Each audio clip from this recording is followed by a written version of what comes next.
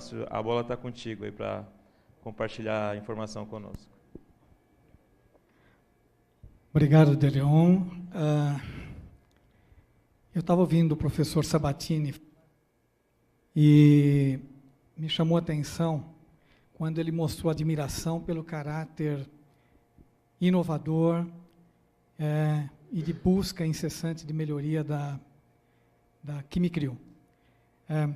Eu lembro quando eu conheci o Pedro, como diz um primo meu, uns punhado de anos atrás, e o Pedro, nós estávamos juntos na Ciesp, ele que formou a Ciesp de Cotia, e ele que foi um dos gestores que fez a roda girar na Ciesp, e com um espírito sempre de motivação da equipe, trabalhando em prol das empresas da região, estimulando o grupo, trazendo novidades, né?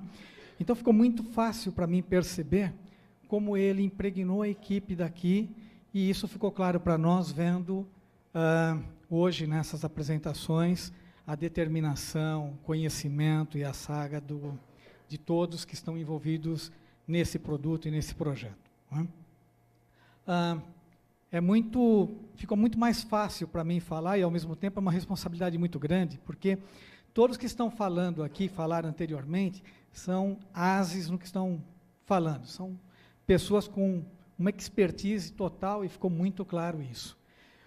Por outro lado, também, até pelo horário, eu vou pedir licença a vocês, eu vou privar vocês de matemática, né? A acústica é meio indigesta, é uma modelagem matemática muito calcada em cálculos complexos, logarítmicos, exponenciais. Isso não vem ao caso aqui. Na verdade, a gente está querendo saber qual é o desempenho que o produto está buscando, e a gente vai tentar fazer isso de uma forma um pouco mais light, ok? Então, agradeço, Pedro, a oportunidade, o Edson, da Atenuação, os dois, esse muçulmano que está aqui, que é o engenheiro acústico, o Vinícius, o Michael e o Vinícius, nós agradecemos, em nome de toda a equipe da Atenuação, pela oportunidade de estar aqui, ok? Eu queria dar um viés nessa apresentação sobre uma dualidade que existe no nosso dia a dia, quando a gente pensa em tecnologia aplicada não só na construção civil, como em todas as áreas, né? Eu diria que existe aí uma bipolaridade, e que eu vou tentar mostrar para vocês através de um conceito, quem sabe, sabe, versus tentativa e erro. Todos os produtos hoje, as empresas estão comprometidas com sustentabilidade.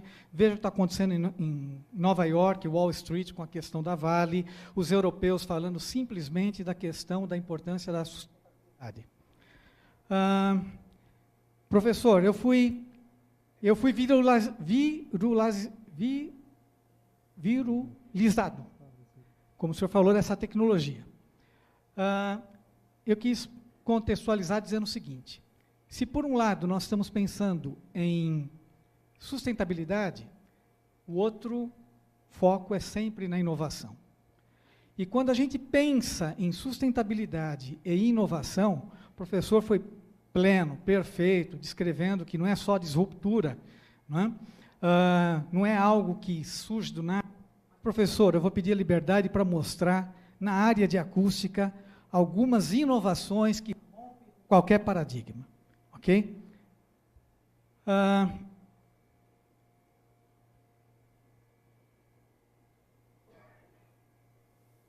Para eu poder trabalhar com sustentabilidade e, ao mesmo tempo, com inovação, é preciso expertise técnica, método de trabalho e procedimentos, né?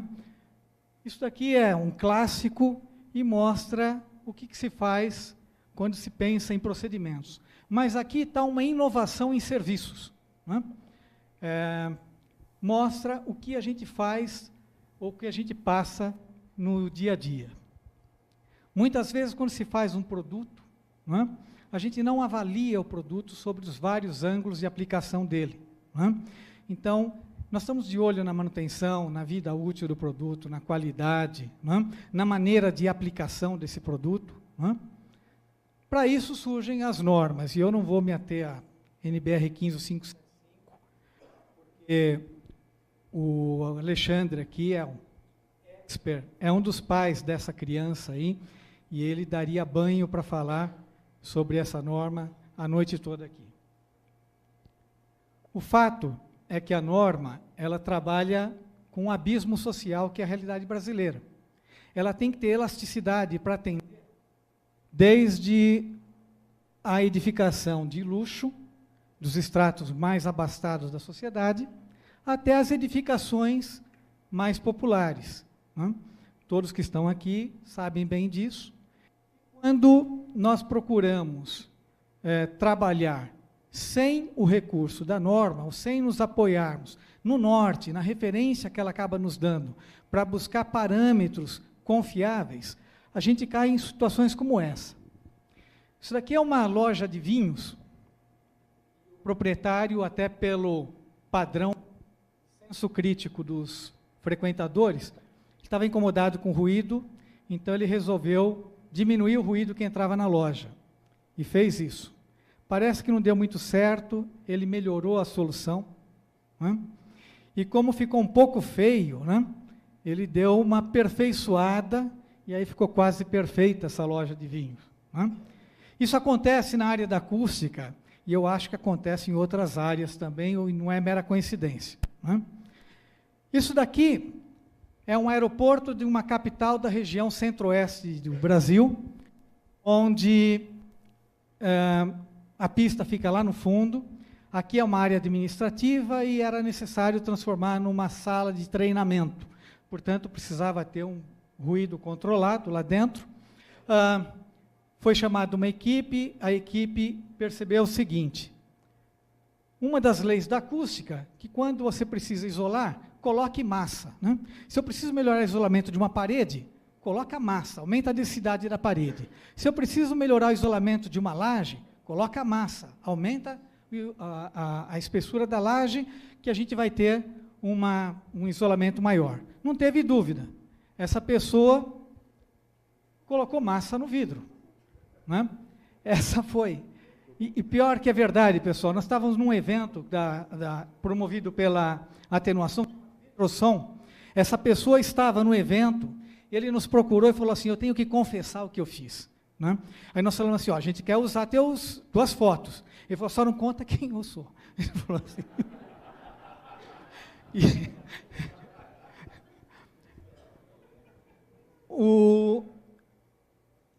O resultado está aí, olha.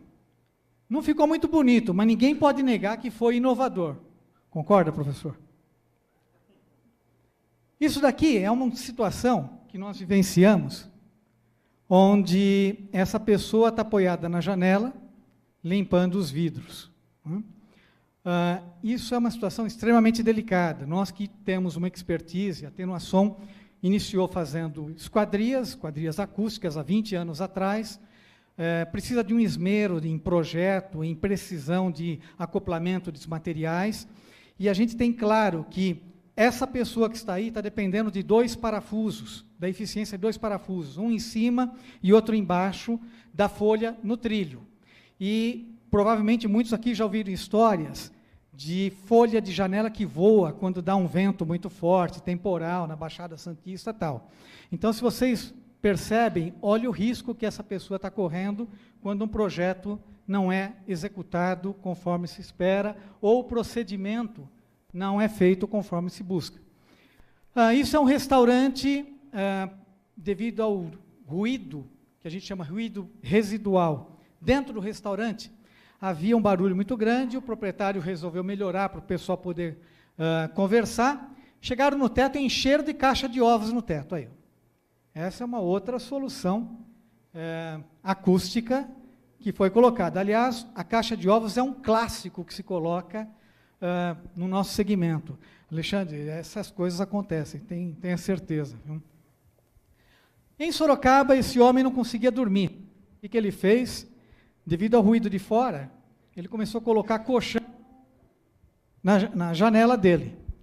E, para isso, ele achou que melhoraria a capacidade dele de ter tranquilidade no lar dele.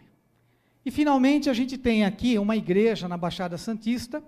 Essa igreja, ela incomodava a vizinhança. Normalmente, a gente pensa em isolamento acústico de fora para dentro. Eu não quero que o ruído da rua me incomode. Às vezes, é o contrário. Eu não quero que o ruído de dentro vá para fora. É o caso de casa de espetáculo, igreja, estádios de futebol, etc. Então, a vizinhança se uniu, entrou com uma ação contra a igreja, e eles resolveram o problema dessa maneira. Fizeram uma parede de blocos dentro do vão da janela, e ficou perfeito. Né? Quando a gente pensa em sustentabilidade, né, a gente olha para soluções como essa. O que a gente percebe em comum é que, em todos esses casos, nós estamos trabalhando por tentativa e erro. Quando, na prática, quando eu preciso buscar um resultado, e é essa mensagem que a gente gostaria de extrair. Né? O que significa fazer um trabalho consciente, um trabalho calcado em conhecimento, um trabalho calcado em pesquisa. Né?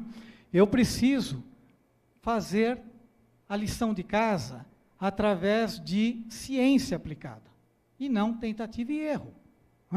Não tem almoço grátis, não adianta querer queimar etapas, não adianta buscar caminhos menores, atalhos. Nós precisamos pesquisar, nós precisamos trabalhar em ensaios de laboratório. Esse, por exemplo, é o laboratório aqui no Cambuci, da atenuação, que a gente ensaia esquadrias, é um dos 3 aqui do Brasil.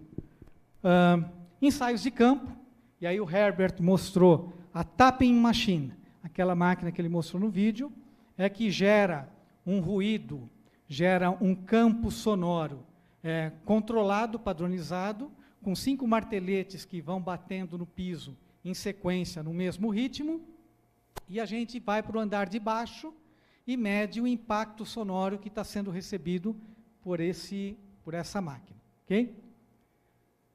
O cliente não quer saber disso, o cliente não quer saber de acústica, não quer saber de ciência, o cliente quer saber o seguinte: eu compro imóvel, eu durmo ou não durmo? Tenho tranquilidade ou não tenho? Vou ter paz na minha vida ou não vou? É isso que interessa para ele. Ele não quer saber mais detalhes ou menos detalhes em relação a isso. A questão se complica quando chega em edificações multifamiliares, porque a capacidade de ingerência do morador em relação ao todo da edificação é 0. E ele tem que conviver com vizinhos que ele herdou, né, e não concorda muito com o comportamento desses vizinhos. Quando se trata do vizinho de cima, muitas vezes, provavelmente alguns de vocês já passaram por isso, né, a gente se sente dessa maneira. É mais ou menos isso. Né? E aí a gente tem que resolver. Como é que a gente não chega naquele estágio? Quando existe um trabalho feito a partir de ensaios, de medições, de relatórios, de procedimentos, de controles, como é sugerido pela norma 15575. A norma diz o seguinte: olha, se eu tenho um problema numa laje, se eu tenho 2 pavimentos separados por um elemento, que normalmente é laje, né, ou laje com algum complemento, né, eu preciso medir o ruído que o vizinho de cima faz para mim no andar de baixo. E aí foi falado com bastante precisão pelo Alexandre e pelo Herbert, né, 80 decibéis é o máximo que eu posso medir com o meu analisador sonoro embaixo, lá na habitação de baixo. Só que isso é obrigatório. O próprio Alexandre falou, isso não é nada bom. Nós somos relativamente tolerantes com o ruído. Né? Para vocês terem uma ideia o que são 80 decibéis, quando a gente está conversando, normalmente, sem levantar a voz, a gente está entre 55, 60, 65 decibéis. Né? Se alguém aqui já teve a oportunidade de presenciar uma DR, vai perceber que facilmente a gente passa dos 80. Né? Essa é uma das características da DR. Né? Então, quando a gente fala em 80 decibéis, olha, não é muito. Né? Isso é obrigatório. Mas se eu quero obter um desempenho, se eu quero começar a olhar para o cliente, trazendo um diferencial da minha obra, buscando um resultado melhor, que ele vai sentir a diferença para ele, né? A percepção do cliente, eu busco 65. 65 é um resultado intermediário da norma. Né? E se eu quero buscar um resultado superior, né, das grandes edificações, das caras, das nobres edificações, onde não tem limite no bolso, aí a gente vai para 55. Alô? A gente vai para 55. Aí nós vamos para 55 decibéis, que é efetivamente algo que vai trazer conforto. Já passamos do estágio de desempenho buscando conforto. Recorremos a uma série de normas que se complementam para fazer a medição e entender em que estágio está a moradia, o ambiente que nós queremos estudar. O primeiro passo nosso é ir no pavimento de cima, eu coloco a tapping machine e gero o ruído padronizado. Vou para o andar de baixo, pego o analisador sonoro, o aparelho, e ele vai fazer a medição para mim. Eu já sei que não pode passar de 80, né? Seria bom que fosse um pouco menos que 80, e seria ideal se fosse 55. Né? Mas aí a gente põe o pé no chão. Só que para isso, o instrumento me dá várias medidas. O instrumento me dá várias medições. E eu preciso saber exatamente o que são essas medições que ele está me proporcionando. Então, o ouvido humano, ele tem uma capacidade limitada de ser sensibilizado. Som é vibração, a vibração ocorre praticamente de 1 decibel até centenas de milhares de decibéis, ok? Alguns animais têm uma faixa de audibilidade e outros em posições diferentes dessa faixa toda. O ser humano está aqui, entre 20 e 20 mil hertz. Tá? Então, nessa faixa, o nosso ouvido é sensibilizado e o sinal vibratório se transforma em sinal audível e numa percepção no nosso cérebro como som. Só que o nosso ouvido tem uma percepção mais aguçada entre 100 Hz e 5.000 Hz. E é essa faixa que a construção civil adota. Então, nós trabalhamos ali. É onde nós temos que ter uma preocupação maior pela sensibilidade auditiva nossa. Se eu quiser ter uma visão, uma ideia, ter uma referência sobre o que seria essa faixa, é só olhar para um teclado de piano. O piano, se eu olhar da tecla da esquerda, estou falando em 20 Hz, a hora que eu aciono ela, aquele som mais grave que está saindo, está em torno de 20 Hz. Se eu for lá para a tecla da direita, eu estou falando de aproximadamente 5.000 Hz, um pouco menos que 5.000 Hz. Então, se alguém tiver uma oportunidade, vem tecla a tecla, e a gente vai percebendo que um som mais grosso, que é um som grave, vai se transformando num som intermediário, nós chamamos de sons médios, e depois um som agudo, né, que são aqueles sons mais finos que a gente ouve lá na direita do teclado do piano. Não basta eu medir as frequências. Se eu tenho a capacidade de ouvir e de analisar entre 100 e 5.000 Hz, eu fatio essa faixa em algumas subfaixas, que a gente chama de bandas de frequência. Então, eu preciso saber como o meu ouvido capta e com que sensibilidade eu vou ter o impacto daquele ruído nas diversas fatias de frequência, nas diversas bandas de frequência. Meço, então, as diversas bandas de frequência e levo em consideração um fator que é o tempo de reverberação. Vai depender do volume do ambiente, vai depender da geometria do ambiente, vai depender de algumas condições a mais. O som, ele fica ricocheteando dentro do ambiente. Ele vem de cima, através da laje, e ele passa pelo meu aparelho, ricocheteia pelas paredes, piso e teto, e volta para o aparelho. Então, eu tenho que fazer o ajuste do que eu estou medindo. Isso é o tempo de reverberação.